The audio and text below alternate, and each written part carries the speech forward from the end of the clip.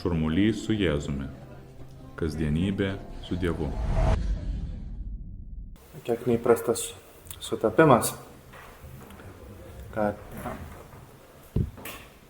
vakar, kai girdėjome apie Švento Jono Krikštytojo kankinystės Evangeliją pagal Matą, tie įvykiai, kurie pasakojami šiandien, kurias girdime šiandien per šventąsias mišias, sakė iš karto po to, tam tikras tęsinys. Tas Jono Krikštytojo nužudymas, jo kankinystė, kaip žinia, neįprasta Evangelija, joje nekalbama apie Jėzų tiesiogiai. Užsimenama pabaigoje tik tai, kad Jono mokiniai sužinojo apie savo mokytojo mirtį, pasiima Jono kūną ir jį pasiėmė, praneša apie mokytojo mirtį Jėzui, kas yra įdomi reakcija. Iš karto eiti pas Jėzų ir to pačiu logiška. Jėzus artimas jų mokytojai, Jonas nekartą buvo nukreipęs visų žvilgsnius į Jėzų, skatino jį sekti ir tuo metu kreipiasi būtent į jį, kreipiasi į tave Viešpatie, kaip ir mes į tave kreipiamės šį rytą. Mokiniai, tiek Jėzaus mokiniai, tiek Jono mokiniai greičiausiai buvo sukrėsti, išgirdę apie Jono nužudymą. Turbūt būtent tada apie Jono nužudymą sužino ir tie patys Jėzaus mokiniai. Turime tą pasakojimą Evangelijose, gana detalų pasakojimą. Tas elementarus dalykas, jei mes kažką žinome, jei kažkas buvo užrašyta, kažkas autoriai apie tai papasakojo. Ir labai tikėtina, kad tai yra būtent ta proga.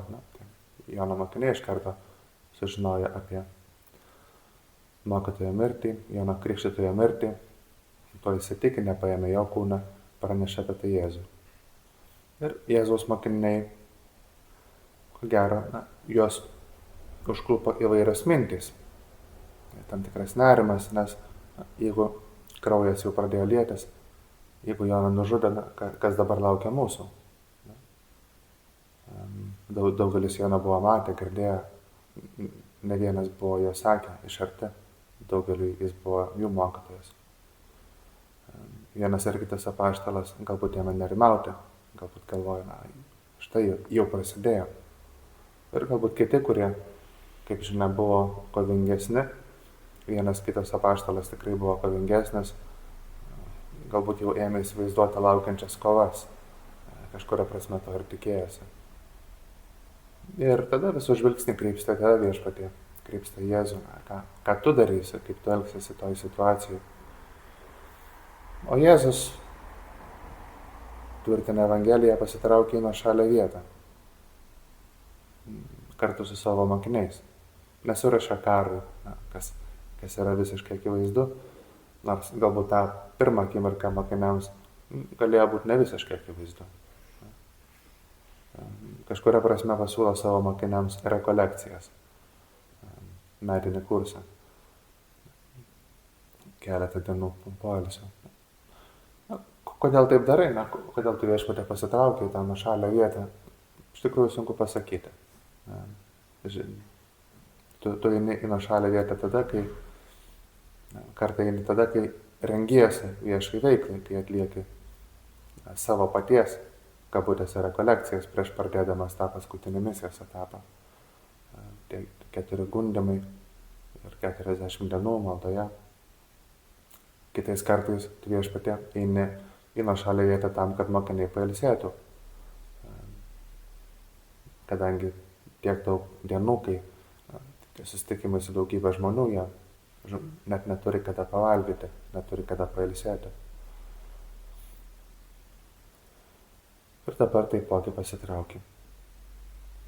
Galbūt iš tikrųjų kažkuris iš tavo mokinių arba iš Jono mokinių tikėjosi, kad tam tikrų būdų keršiasi už Joną, kad bandys uždegti visus širdis. Mes iš Evangelijų pažįstame tavo Viešpatie jausmus, žinome apie tavo pasiaukojimą ant kryžiaus ir kasdienį pasiaukojimą prieš šventąsias mišias. Ir turbūt tokia galimybė šiandien net nešautų į galvą. nori atnešti ramybės. Sakai, eikime į dykumą.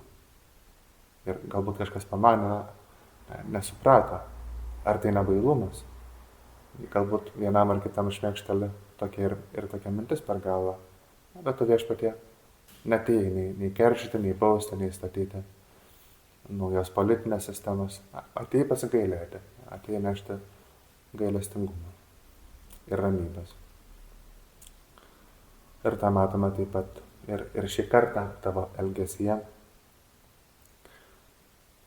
Šią savaitę girdėjome Jėzaus palyginimus per šventąsias mišias eilinėmis dienomis. Girdėjom taip pat palyginimą apie kviečius ir rauges. Tas palyginimas, geras grūdas pasėtas pasaulyje, pasėtas šeimininko, Dievo, blogas grūdas, kuri raugė pasėta priešo, kuri taipogi turi savo vaisių pasaulyje. Labai patraukė, sukrėtė vienas komentaras apie tą palyginimą. Kaip žinia, tos skirtingos reakcijos, matant tą blogį, kuris yra visiškai šalia to, kas yra gera pasaulyje. Tad tarnai nori kuo greičiau viską pataisyti, eiti, išrauti tas rauges, sunaikinti blogį, pasakykime šiek tiek bendriau. Ir šeimininkas prašo neskubėti, sako, luktelkime, nes galim padaryti žalos, gali kilti žalos. Tarnai nori dažnai viską pataisyti iš karto ir tikrai tas palyginimas su mumis žmonėmis įprastomis aplinkybėmis yra gana artimas mums. Taip pat dažnai norisi viską pataisyti ir iš karto ir greitai. Tu viešpatie ragini palaukti ir įspėji, laikų pabaigoje būtent Dievo angelų užduotis bus atskirti tai, kas yra gera, nuo to, kas yra bloga ir tai, kas yra bloga, sunaikinti. Tas momentas, teisingumo momentas ateis ir yra kas turės tą užduotį ir to pačiu ta užduotis nėra jūsų. Taip galime skaityti tą palyginimą. Blogiška, didelė prasme. Angelai geriau atpažįsta tai, kas yra velnio darbas. Angelai yra dvasios, velnias yra taipogi dvasia. Jie vienas kitą turbūt geriau pažįsta. Mūsų užduotis kiek kita. Tas pasigalėjimo laikas. Ir vis dėlto turbūt norisi daug ką pataisyti ir daug dalykų, dėl kurių skundžiamės, ir dėl politikos, dėl kultūros, dėl futbolo yra kas skundžiasi po čempionato. Kartais labiau kasdieniai dalykai, charakterio trūkumai mūsų pačių, kitų žmonių. Kartais nuo karto galbūt tiesiog skuboti sprendimai, kai taipogi tiesiog norisi pataisyti iš karto, greitai, tą klausimą išspręsti. Tu viešpatie niekur neskubi. Ragini palaukti tame palyginime ir kažkuria prasme ragini palaukti taip pat ir savo veiksmais dykumoje. Mums tai kelia nuostabą, duodi viešpatie laiko dalykams, leidi viskam tekėti savo vaga. Pasitraukia dykumą. Apreiškimo Jonui knygoje yra viena vieta, kur pasakojama, visi prisimenam pasakojimą apie Slibiną, kuris ima persekioti tą moterį, kuri pasirodo danguje, apreiškimo pagal Jono 12 skyrius. Ta moteris, tvirtina šventasis raštas, saugosi ir saugodama save bei savo kūdikį pasitraukia į dykumą. Kaip ir pirmieji krikščionys, kurie gyvena miestuose, bet gyvena tartum paslėptą gyvenimą, kaip viena ar kitoje vietoje sako šventasis Paulius, gyvena, apaštalauja, gyvena tikėjimo nuosekliai, gyvena įprastą gyvenimą miestuose kartu su visais kitais ir to pačiu, jeigu neturi galimybės išpažinti tikėjimą visiškai viešai ir garsiai, negali apaštalauti visiškai atvirai, tada gal gyvena ne visiškai viešai ar gana tyliai, tartum dykumoje.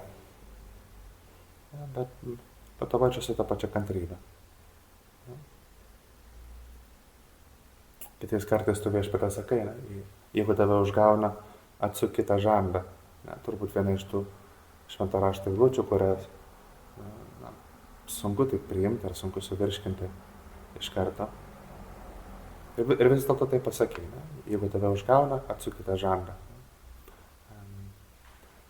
Kartas nuo karto gal, žmonės, bent jau mano mokyklos laikais,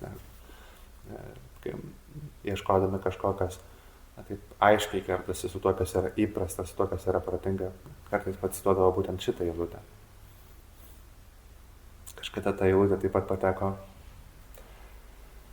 Jordanui Petersonui, garsiam psichologui, į rankas ir jis padarė savitą komentarą, paprastai daro savitus komentarus apie Bibliją, bet man kažko patiko. Jis sako, tas atsukite žandą galėtų būti kaip raginimas, negaišk laiką, nes tikrai tiek laiko galėtų daug sugaišti stumdinamasis, ginčydamasis, kovodamas dėl kažko, dėl tam tikros erdvės, dėl situacijos, dėl dar ko nors. Dalykų, kurie iš tikrųjų to gali būti visai neverti. Padėk viešpatė tikrai turėti išminties, kad gebėtum atskirti tas kovas, kurias verta kovoti, padėk atskirti taip pat kitas kovas, kai tikrai verta. Tiesiog nuleis galvą, eiti priekį, judėti toliau. Kad atpažintume dalykus, kurie verti pastangų ir kurie galbūt reikalauja kiek mažiau pastangų. Visada augdome tą darybę, kuri taipogi labai svarbi darybė, kantrybė. Vienas bičiulis nesenai susidūrė su biurokratinėmis problemomis. Vienas prašymas, po to pateiksim dokumentus, po to ilgas laukimo laikotarpis, terminas, reikia eiti kartą ir dar kartą, 3-4 apsilankymai, nemažai nervų. Ir tikrai, matai, tą girdi ir kartais nėra nieko geresnio, nei tiesiog palinkėti kantrybės. Kantrybės, nes ką daugiau gali pasakyti. Ir jis atsako, dirbu ties to klausimu, ugdausi kantrybę. Ir daug tokių situacijų pasitaiko ir mums turbūt. Tenka ugdyti tą dalyką, gyvenimas verčia tą daryti. Ir mums taip pat verta patirbėti toje srityje, ugdyti kantrybę, sakant taip pat tavo pavyzdžių. Tavo pavyzdžių sakant, įvairūs bandymai, tampa paskata pavesti visus tos dalykus tau viešpatie maldoje. Mums tas pasitraukti dykumą pasitraukti tylą nėra kaip pabėgti, kad manęs niekas neliestų, nematytų. Pasitraukti tylą, vienaip ar kitaip pasitraukti tavo viešpatie artumą, kur lengviau klausytis tavęs, lengviau kartais girdėti ir savo paties mintis. Nes tikrai daug dalykų vyksta pasaulyje, daug dalykų sukasi ir mūsų galvose. Dienos eigoje, dienos bėgyje. Ir mes taip pat kartais pasitraukiame tą dykumą, kas reiškia pasitraukti Dievo artumą, klausytis tavęs, klausytis tavo balsą. Tas tavo balsas pasižymi gailestingumu. Evangelistas Matas pabrėžia Jėzaus jausmus. Evangelija apskritai kalba apie dosnumą, apie tavo viešpatie dosnumą. Duonos padauginimas, tas susitikimas su žmonėmis. Bet evangelistas pabrėžia tavo jausmus. Jėzui pasitraukus į dykumą, kaip gana dažnai tau nutinka, vis tiek tave pasiveja žmonės. Kiekvienas taipogi su savo reikalais. Kažkas nori būti pagydytas ir nieko keisto. Kiti galbūt nori pamatyti, kaip Jėzus pagydys. Kiti nori palydėti savo artimuosius. Kiti galbūt smalsauja ir svarsto, ar tai Mesijas, arba kas dabar bus. Tomis aplinkybėmis, kaip visi sužinojo, buvo nužudytas Jonas. Tai turėjo būti mažiausiai turbūt mėnesio žinia. Kas dabar bus, kas dabar laukia. visas tas smalsumas. O Jėzus pabrėžia matas gailėsi žmonių. Kuo tu viešpatė pasižymi, tu atveju gailėsi. Matant mines, tau viešpatė jų pagaila. Ta pati kantrybė mums irgi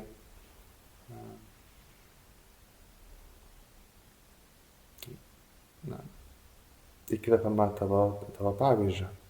Kantrybė vėlgi ne tik tam, kad kaip nors ištvertume kitų trūkumus, nes tai yra kantrybė, tam tikras situacijas, kurios kartojasi, yra nemalonios, gali įkyrėti, tenka ištverti, bet tavo kantrybė be abejo viršyje ištverti, iškentėti. Nors kažkiek to gali būti, kad vis tiek reikės.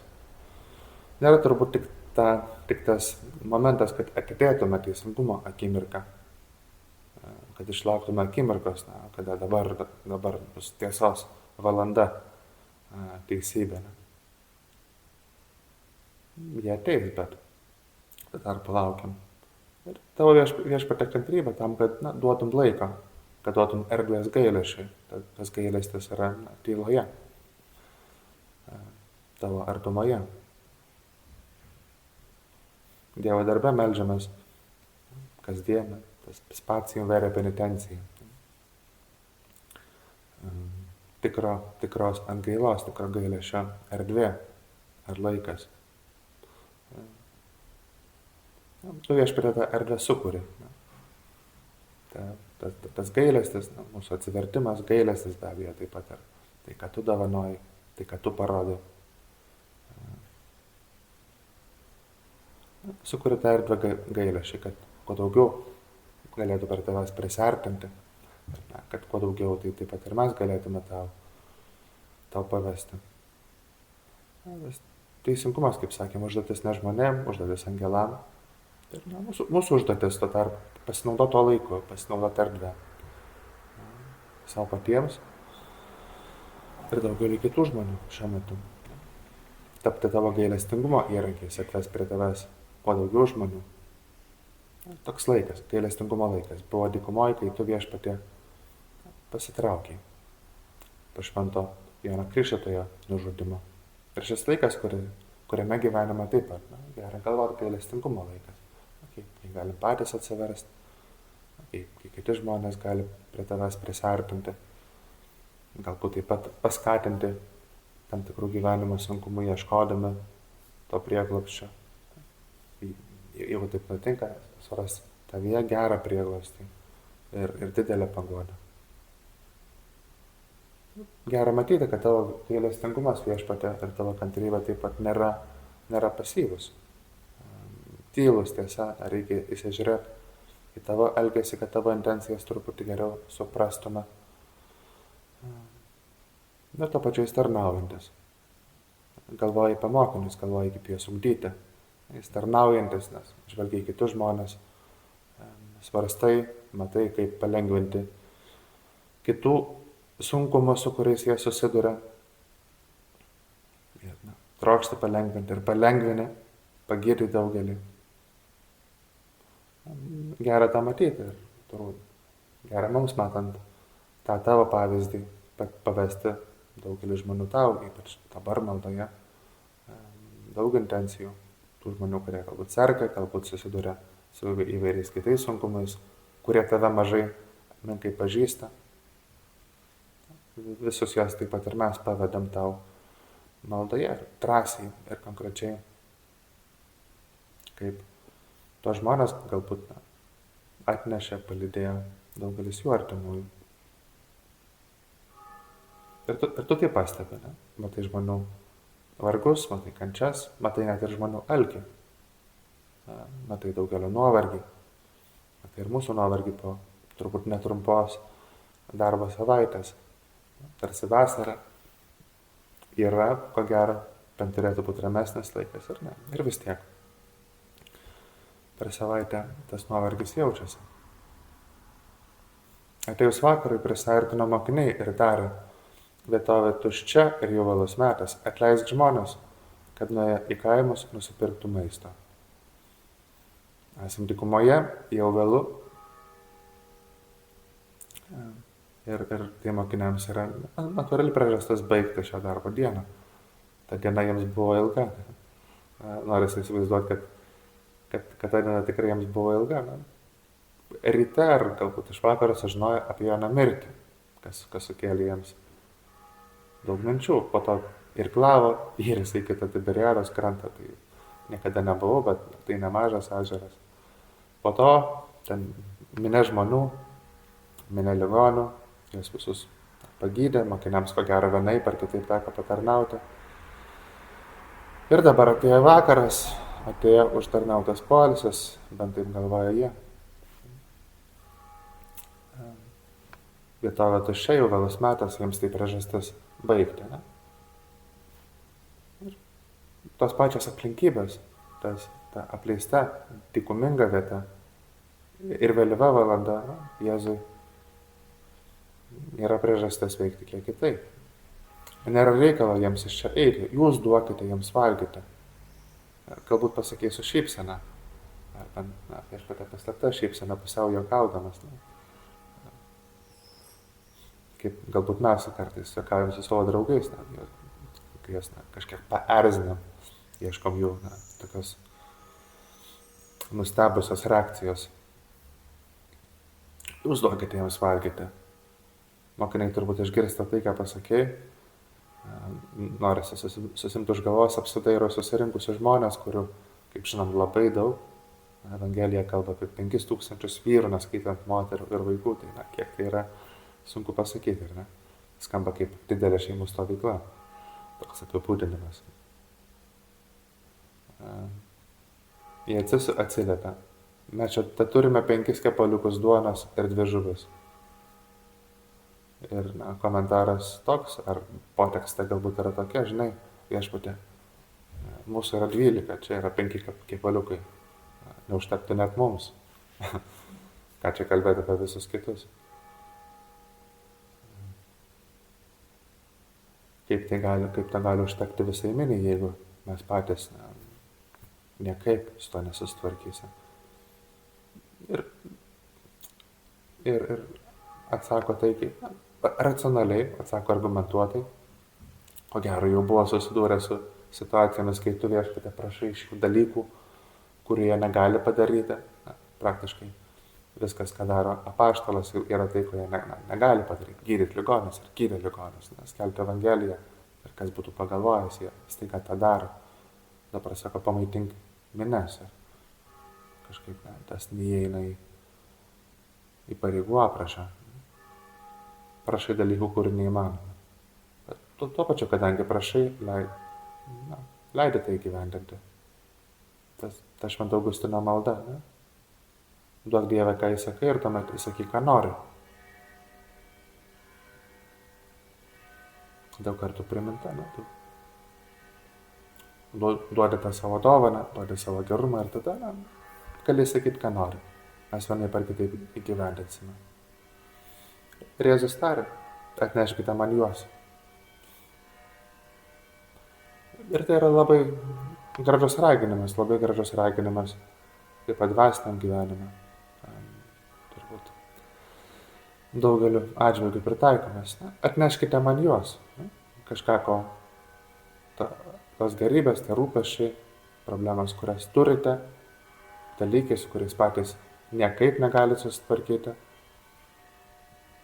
Pristatykite man visą tai ir tai, ko galbūt dabar neužtenka net jums patiems, užteks didžiuliai miniai. Ir dar atliks daugybę likučių. Evangelija kalba, jie kerpama 12 pilnų pintinių, daugiau negu tai, su ko pradėjo. Tas tavo kvietimas, duokite man. tą, ką turite, duokite savo problemas ir savo rūpesčius ir savo laiką. Ir visą tai išeis į gerą. Visko mums atliks. Ir iššūkis mums taipogi visą tą atiduoti tau. Atiduoti tą kai tas gerybės, kai taipogi gali pačiam atrodyti, kad neužteks net ir man pačiam, nei to laiko, nei, nežinau, kitų gerybių, nei gebėjimo su kažko susitvarkyti. Ir tu sakai, na, atneškite man tai. Bet kai tau pavedame, tu padaugini, tu pagerini, tu pagydai, atneškite man juos, nepasilikite man. Nepasilikite dalykų savo, nesisavinkite. Ir viskas išeis į gerą. Žvelgiame į tave viešpatį ir klausim, ko šiandien turėčiau nepasilaikyti savo, ko neturėčiau savintis, ką turėčiau tau pavesti. Ko gero daugybė dalykų, daugybė rūpesčių, kurias tu priimi, padarai kažko savo labai artimo. Ko neturėčiau pasilaikyti savo, ką turėčiau dar kartą tau atiduoti. Prašyk ir atiduosiu. Baigiam šį maldos laiką, žvelgdami mergelę Mariją, kuri taipogi pasižymėjo tuo kantrybę, pasižymėjo dosnumu, pasižymėjo gailestingumu. Daugelis tavo viešpatie gestų buvo įkvėpti jos pavyzdžio. Leisk ir mums patirti jos švelnumą, jos ištarimą, jos taip pat paskatinimą būtent turėti kantrybės, turėti gailestingumą.